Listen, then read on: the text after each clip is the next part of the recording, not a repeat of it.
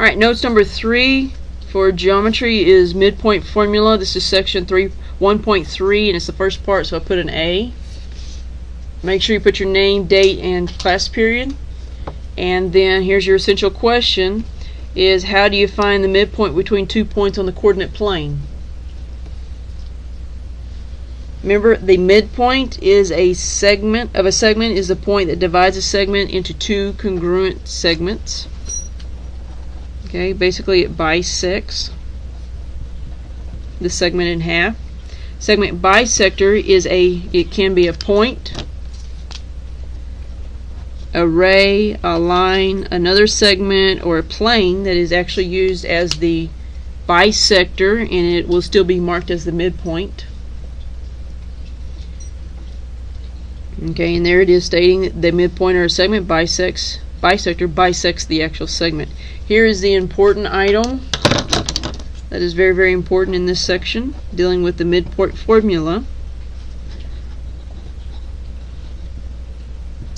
Okay, very, very important. You should have this written in your vocabulary, and now you have it in your notes. These are the coordinates x1 and y1 that are used in the formula, with x2 and y2 as well. I'll show you how to use this formula in just a minute. Alright, if I look at example 1, here they give you a picture of a diagram that has, it almost looks like they're perpendicular segments, but they may or may not be. Do notice there is 2 hash marks on the segment, and that indicates that they are congruent to each other. Let me put that on there. This is the congruent marks that you have right there, and that is telling you that if the left side is 21.7 from R to T, that means that the other side is also 21.7 because of the markings. That means T is the midpoint. Their question is what is RS? Well, RS is that entire segment, so using your segment addition postulate from notes 2, I'm going to actually just add 21.7 plus 21.7, or I could multiply it times 2, whichever you prefer. And that gives me what, 14.34. If I've added that correctly, let me just double check. It is one of those precautions. And that means RS equals 43.4. Now notice here I have the equals. The RS does not have the segment over it, it's just the R and the S, and therefore it equals a number. Very, very important. Notation, very important. Okay, on number C, part 2, it says point C is the midpoint of BD. There's the midpoint. Notice they have the congruent marks again. Find the length of BC. So they want to actually find out what this value is. Well, I know these are congruent, which means the expressions are equal. So I'm going to set 3x minus 2 equal to 2x plus 3, and I want to solve this.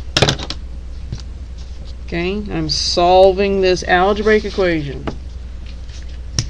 Well, with solving, I'm going to subtract 2x.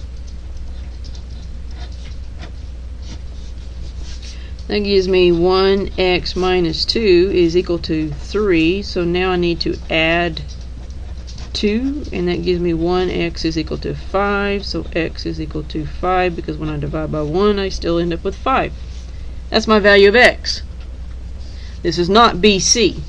BC's expression was 3x minus 2. Now I know the x is a 5, so replace it and do 3 times 5 minus 2. 3 times 5 is 15. 15 minus 2 is 13. That means BC equals 13, and you do not put a line over the BC.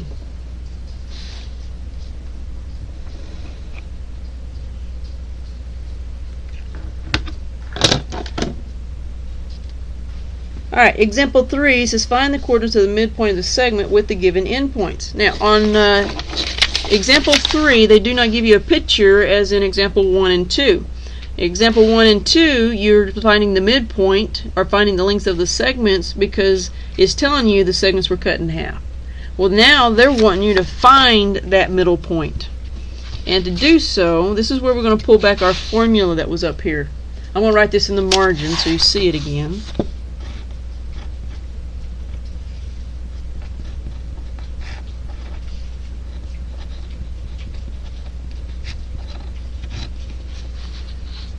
And if I look at my points, the A, I'm going to say that the 1 is going to be x1 and the 2 is going to be y1.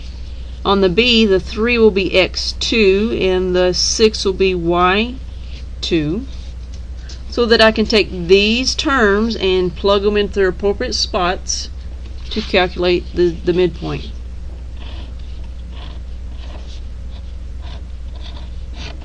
Okay, I know my formula starts out in this fashion. It always has a divide by 2, but the top section I have my x's. It calls for x1 and x2. x1 and x2 are 1 plus 3. The second fraction, it calls for y1 and y2. y1 and y2 are 2 and 6, so 2 plus 6. Now I need to simplify. 1 plus 3 is 4, divide by 2. And then 2 plus 6 is 8, and divide by 2. And I need to do one more simplification, divide. 4 divided by 2 is 2.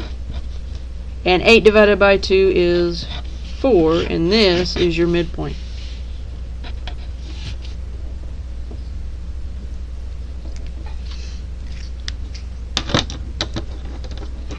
Okay, if I repeat the same process, just given different points, so you can see it one more time, I'm going to label the first coordinate x1, y1. The second coordinate is going to be x2, y2. And I'm going to replace it in my formula. I'm going to write this one down below and go horizontally. So here's my beginning steps. I always divide by 2. The first coordinate are your x's. So that'd be 4 plus 12. The second one are the y values, so that'd be negative 2 plus 8. Alright, 4 plus 12 is 16 over 2. Negative 2 plus 8 is 6 over 2. And then I can divide. 16 divided by 2 is now 8. And 6 divided by 2 is 3. So my midpoint is 8/3. I'm sorry, 8/3.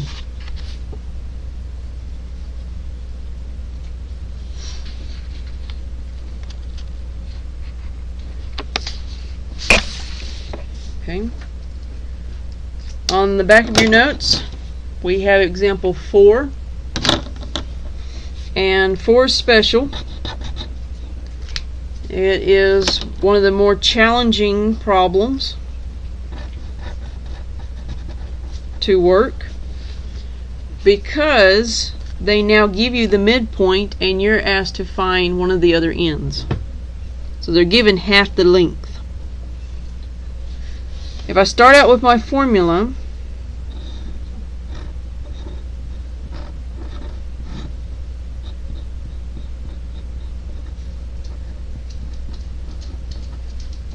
this is where I'm starting with, and I look at my coordinates, I know the y is going to be my x1 and my y1, but the m I do not label.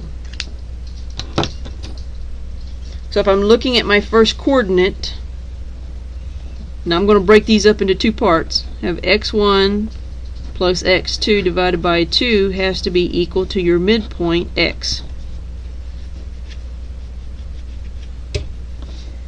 And then let me flip over here. The y1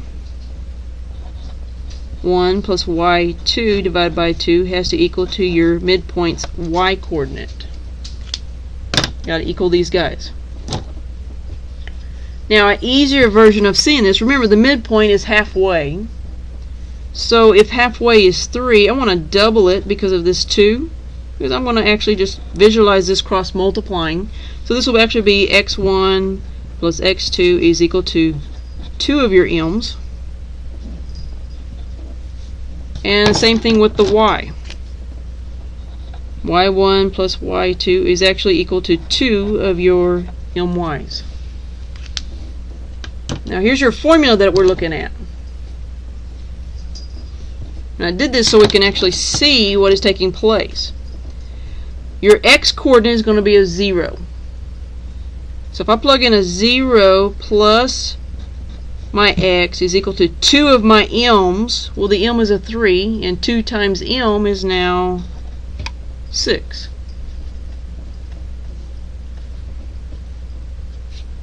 Well, 0 plus x equals 6. That means x is equal to 6. If I go to the y's, the y coordinate is a 5 plus your y is equal to 2 of your m's, which here the m was a 3, so that's once again 2 times 3, which is still a 6. And this time I need to subtract 5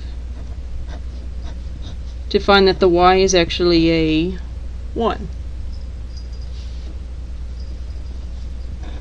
The z coordinate, because it has to find the z, is a 6, 1.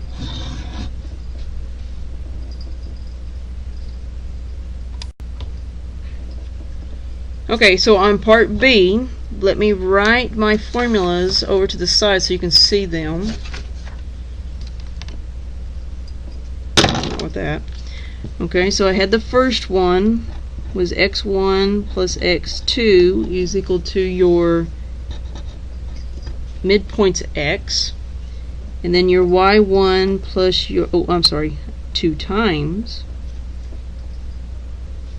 y1 plus y2 is equal to 2 times your midpoint's y.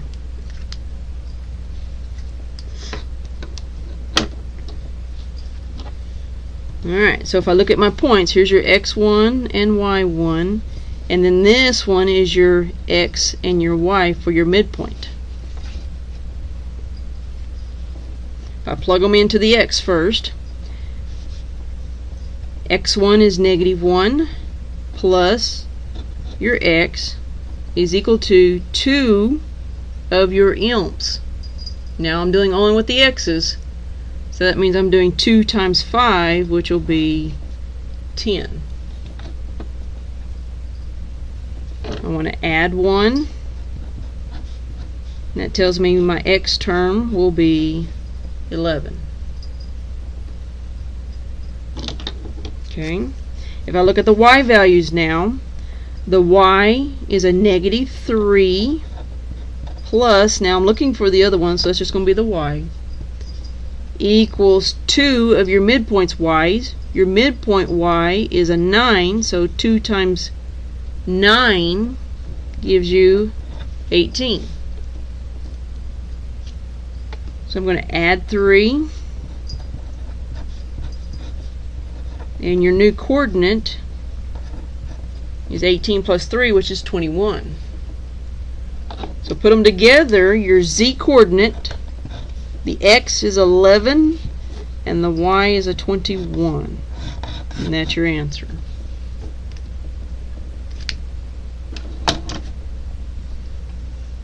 Okay. Here are 2 independent practice problems doing kind of like what we did on examples 1 and 2. I want you to work those 2 problems and then also answer your summary down here at the bottom off of your question that was, how do you find the midpoint between 2 points on a coordinate plane? Once you have those, I'll tell you what your assignment is.